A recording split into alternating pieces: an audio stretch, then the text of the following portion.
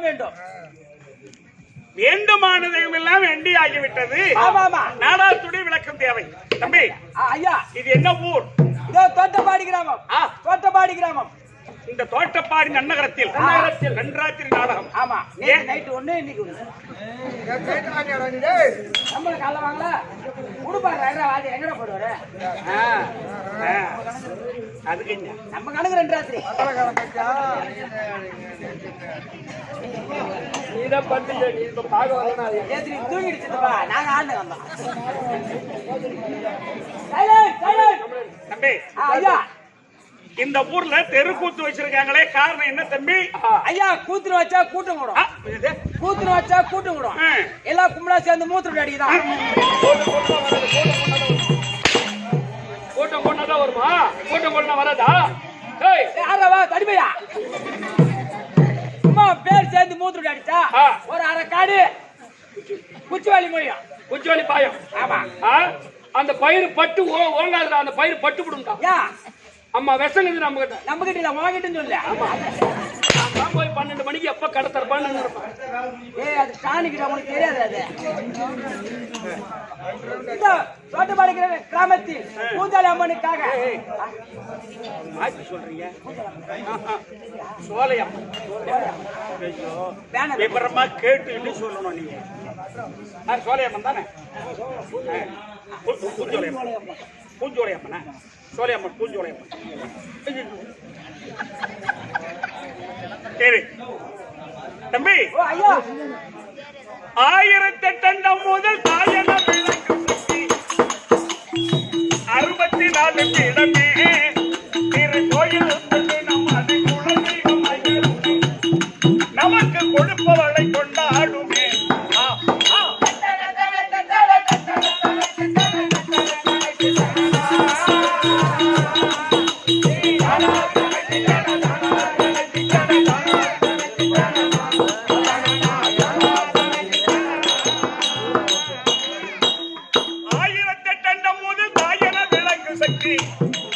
அம்மா 64 இடமே திரு கோயில் கொண்டு நமது குலதெய்வமாக உனை நமக்கு கொடுப்பவளை கொண்டாடும்.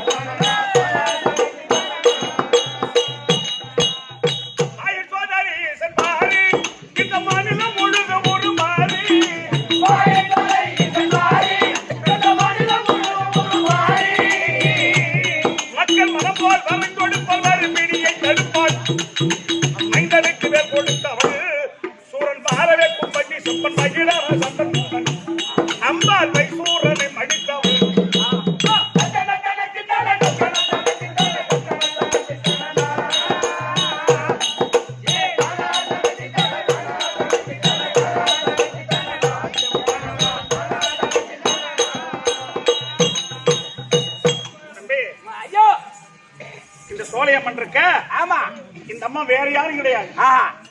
சக்தி ஒன்று. சமயம் 16. அந்த மாதிரி தம்பி 64 பீடமா அமர்ந்தவள் அந்த ஈஸ்வரி. அதுல ஒரு உருவம் தான் இந்த சோலையம்மன். பூஞ்சோலையம்மன். என்ன பூஞ்சோலையம்மன்? அந்த பூஞ்சோலையம்மன் ஸ்ரீ மாரியம்மன். இந்த உலகத்தில் எத்தனை தெய்வம் இருக்கோ அத்தனை தெய்வமும் அந்த மகமாரி அம்மன் தான். ஆமா, காளியத்தா மாரியத்தா சொல்றோம். காஞ்சி காமாட்சி, விசாகப்பட்டினம் விசாலாட்சி, மீனாட்சி, அங்காளம்மா, காமாட்சி, மதுரை மீனாட்சி, காசி விசாலாட்சி, பள்ளிப்பட்டு பள்ளியம்மா,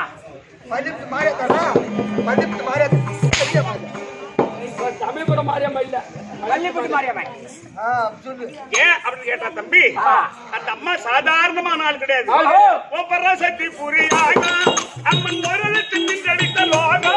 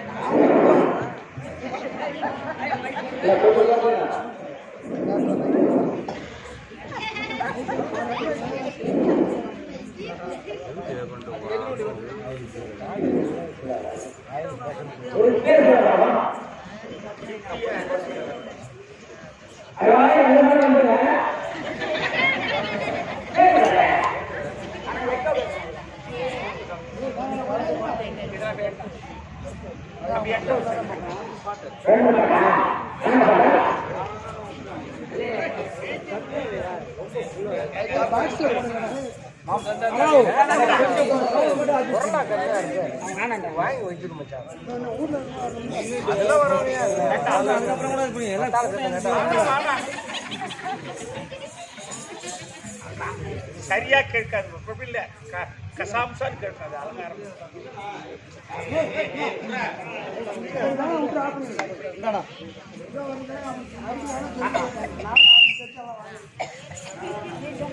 தம்பி ஐயா ஓ பரசக்தி புரியாக அம்மன் ஒரு தெளிந்த லோகா ஓ பரசக்தி புரியாக அம்மன் ஒரு தெளிந்த லோகா கடிதமலை புலமையான சம்பந்தற்கு கொடுத்ததா என தருமவள்ளியே நல்ல தரம் தர கல்வி தரு பலரா மனமும் தரும் நமக்கு சந்தோஷம் உண்டில்லை கொள்ளையே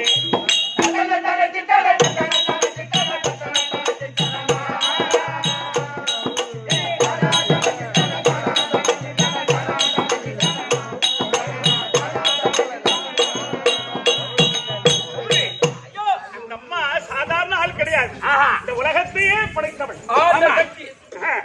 அது மட்டுமா காத்தார் கழுவிலேற காத்தார் கழுவிலேற காத்தார் கண்ணாயிரம் கொண்ட வந்த மாத்தார்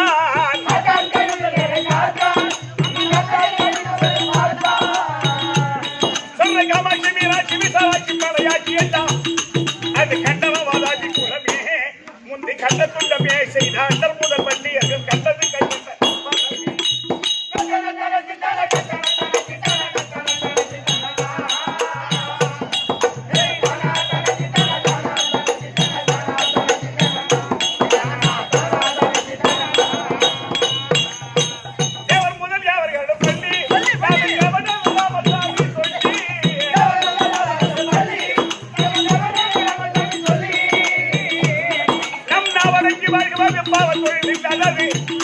இந்த நாட்டிலே எவருக்கு நல்லது அது நாராயணன் என்ற நான்காம் பத பிரபந்தம் அது நாராயிரம் சொல்றது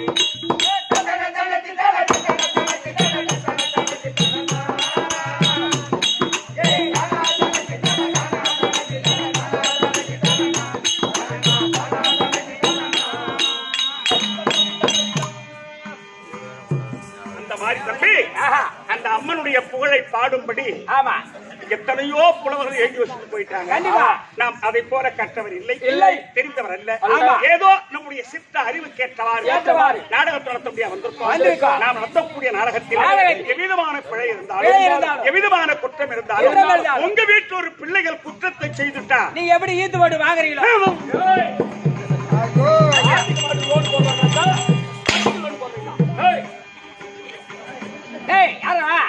ஒரு புள்ள தப்பு செய்தா தாய் தந்தை தண்டிப்பது உண்டு. அப்பதான் அந்த தப்ப நாளைக்கு எடுத்துக்கட்டி செய்யாது. அந்த நாங்க தப்பிட்டே இழுத்து போட்டு வாங்கன்றியா தம்பி? ஏய் தம்பி ஐயா, இந்த தோட்டப்பாடி நமக்கு ஒரு தாய் கிராமம், தாய் நாடு. நேத்து வந்து சோறு சாப்பிடல, ஏற்கனவே வந்து சாப்பிட்டு போட்டாங்க. அது குறிப்பிட்டு தான் நம்ம வந்துக்கிறோம். ஆமா தம்பி, ஆமா ரொம்ப அன்பானவங்க. மறுபடியும் அந்த ஆத்தா மறுபடியும் உங்களை சந்திக்கணும்ன்ற ஒரு பிரார்த்தனை இருந்துதான் மறுபடியும் திரும்ப வந்திருக்கோம் நாம. அதனால இல்ல கம்பெனி போட்டே வந்தோம். அவரு கூட அந்த சினிமா எடுக்கிறதுக்காக அவர் சாமியும் செந்திலும் அவர் சாமியும் தான் கூப்பிட்டு வந்து அது அண்ணனையும் என்னையும் ஒன்னா வச்சு எடுத்தாங்க. புரியுதப்பா? ஆனா அது இல்லாத வேற நம்ம தனிஜம்மா நம்ம வந்து ஆடிருக்கோம், நிறைய வந்து ஆடிருக்கோம். ஏற்கனவே இந்த ஊர்ல சாப்பாடு சாப்பிட்டுக்கிறீங்க. உண்மைதான்டா. அதனால தம்பி நமக்கு ஒரு தாய் திருநாடு. கண்டிப்பா. அதனால் பிள்ளை தவறு செய்து விட்டால் ஆமா தாய் தந்தை தண்டிப்பது உண்டு. அதே மாதிரி அதே பிள்ளைய ஆசை என்போல் கூப்பிட்டு அழைப்பது உண்டு. அது மாதிரி எங்கள் 16 பேரையும் உங்கள் வீட்டு பிள்ளை போல் பாவித்து எங்களை பொறுத்து அங்கீகரிக்குமாறு உங்களை கரங்கூப்பி சிறந்தாழ்த்தி வணங்குகின்றேன். வணக்கம்.